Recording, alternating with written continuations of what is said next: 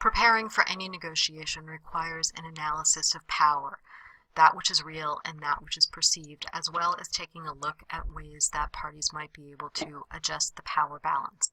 Let's take a look at some of the traditional sources of power. Title is the one that comes to mind most often. There's also control status. For instance, the spouse of a decision maker. That person may have no actual decision-making power, but his or her influence may carry a tremendous amount of weight. The party who has more money or more time, or is perceived to have more money or more time, is often the one in the relationship considered to have a great deal more power. The same goes for a party's number of allies or relationships. This can affect the other side's ability to get future business, to gain cooperative teams if larger negotiations are later.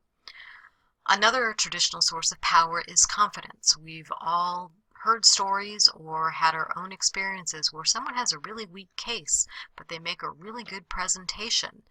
And that wows over the decision maker, or in some cases makes you lose your own confidence and step aside from the position you originally intended to put forth. And finally, options. The party who is perceived to have the most options, or may in reality have the most options, often has a major source of power in a negotiation. What are some ways to adjust the power relationship? The primary one is to identify other value than what is from the traditional list, the primary source of power. And most ways that people do that are identifying things like quality and reliability. Think of the example of a major manufacturer dealing with a smaller supplier. On most accounts, the manufacturer is going to perceive to be the more powerful and could just come in, make a demand, and the supplier has no choice but to say, yes, I will take those terms. However, in an effective negotiation, that supplier is going to have done its analysis to identify other things that may be more important to the manufacturer, such as the quality of the materials the supplier presents. The fact that the supplier is always on time, that the supplier also only deals with reputable people. And a very important power trigger can be a ripple effect. Potentially there's publicity if this relationship breaks up.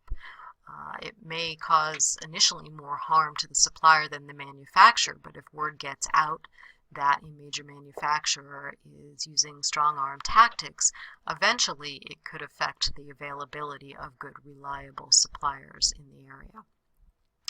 One other concept to consider is the use of teams. The use of teams might be helpful where confidence is the fulcrum between the power situation.